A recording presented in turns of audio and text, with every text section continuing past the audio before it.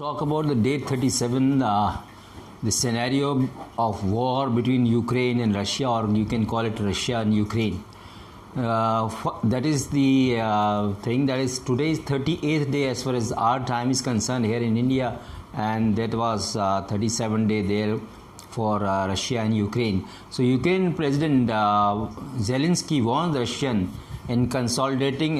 They say that Russia is consolidating and preparing for a powerful strike in the country in the south, including the besieged city of Mariupol.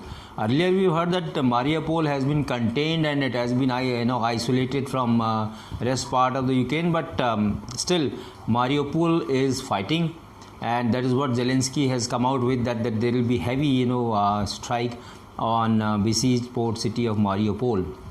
And NATO also say that is not seeing a pullback of Russian forces in Ukraine and expect additional offensive action by the Russian forces. What happens?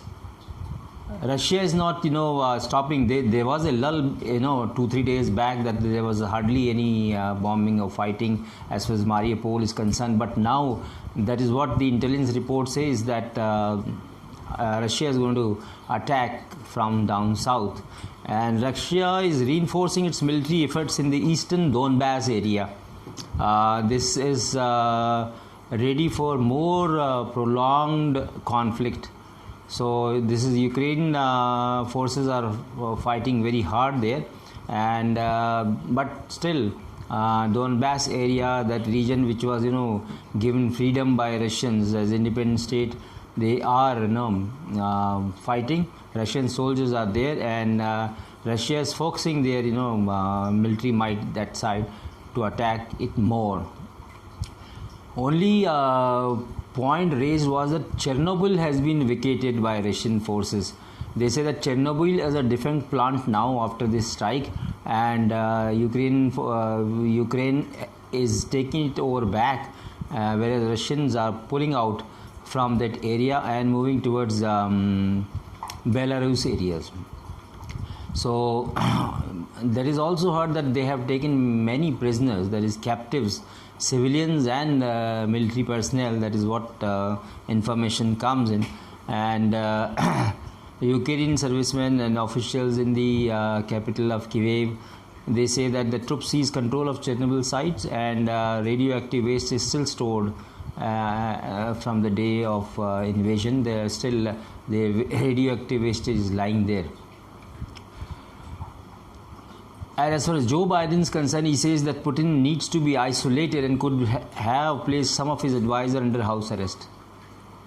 That means Biden was banking upon the advisor of Putin. They may be moles of US to harm Putin, or maybe some sort of action he was expecting, but Putin fears that some of the advisors are under house attack by Putin, because Putin's intelligence must have told him that what's cooking between these people and the US. So Biden says he's skeptical about Moscow's claim by scaling back its onslaught in part of the country. They say that Russia was saying they're reducing the attack, but nothing is happening, and in fact is not on ground that is being shown by Russian forces. Now let's discuss diplomacy. What is happening at the front of diplomacy? The European Union is set to hold a virtual summit with China against the backdrop of increasing alarm over Beijing's growing proximity to Moscow and its reluctance to condemn invasion of Ukraine. So you must have heard the Deputy NSA of US, who has come here in India. They say that if China comes and breaches LAC, Russia will not come running to help you.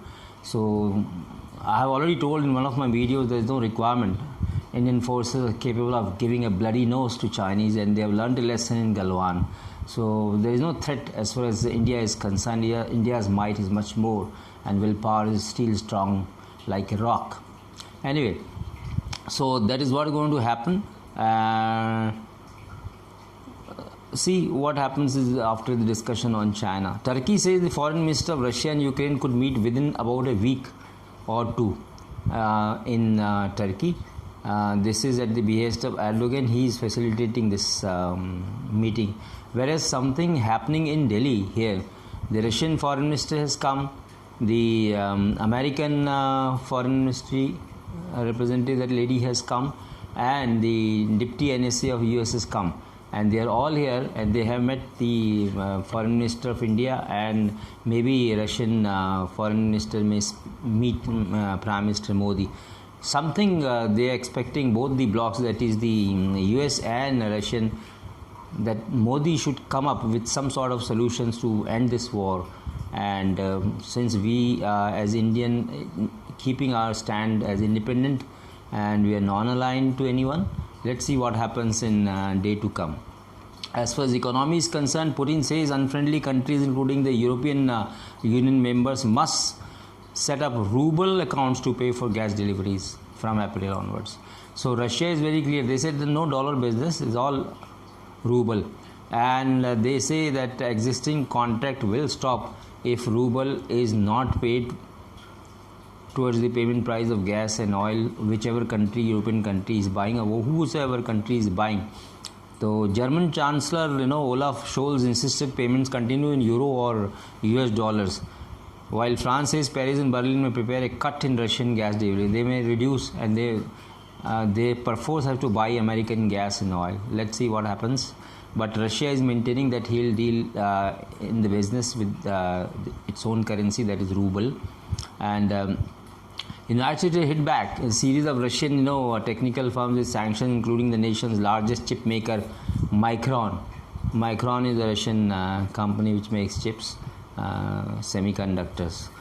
And Biden announces unprecedented release of crude for US strategic oil reserves, saying that it will ease the pain or right of fuel prices. So this is a strategic reserve which has been released for the public consumption or for the military consumption to the US people. Now let's discuss what is happening at the humanitarian front. Ukraine's government sends 45 buses to evacuate civilians from besieged city of Mariupol, where Russia has declared a local ceasefire following global outcry over suffering of civilians trapped in Mariupol over a month-long shelling and missile attacks and all that. So it was a worse scenario as far as Mariupol is concerned. People were in a dire state. So this is what is happening now. And the first convoy arrived in Russian-occupied port of Berdansk. First convoy has come and hubbed in the operation to evacuate civilians to Ukraine-controlled town of Zaporizhzhia. They call it Zaporizhzhia. So they are being evacuated towards Zaporizhzhia. So this is what is happening. So these are the three fronts. I have discussed the subject matter. On the day 38 here, as far as Indians come, and as far as Europe is concerned, day 37. And let's see how the war takes place. But there is a lull in the war. Ukraine has attacked Russian areas. Now they have crossed over, and their helicopters of attack helicopters have attacked the fuel depot. So that is what it is.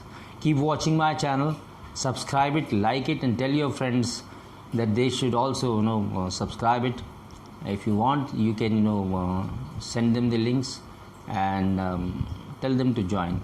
And if you got any questions or any subject you want to deal with by me, kindly write it in the comment box. I'll be able to take them on and give the reply. Thank you very much. Keep watching my channel.